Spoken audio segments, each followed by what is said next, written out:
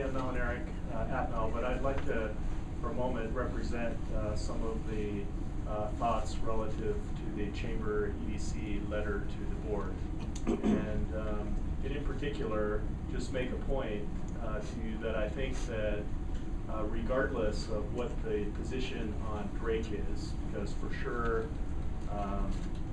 individuals in that group have different positions, that regardless of those positions on Newman, that doing the study on Drake is beneficial because there's a lot of questions that we don't have answers to. And when we sit around and talk about business decisions relative to issues like these, to quote my colleague at HB, Matt Steed, we want to see the data.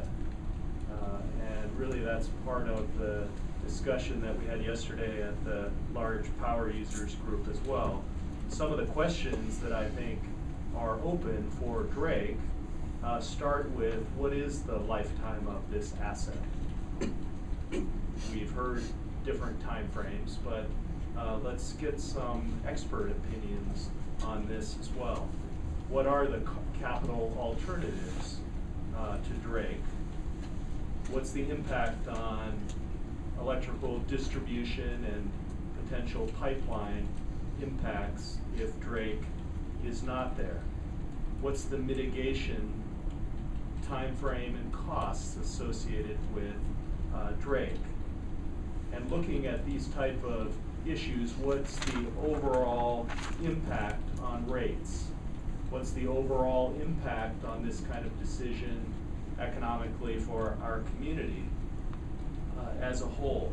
And I think that if we can have some answers to these questions, then it'll be less of a political discussion and a more rational one. And I do think that the ERRP looked at a lot of different facets of the future, but as part of that team, I don't think we considered what did the world look like without Drake.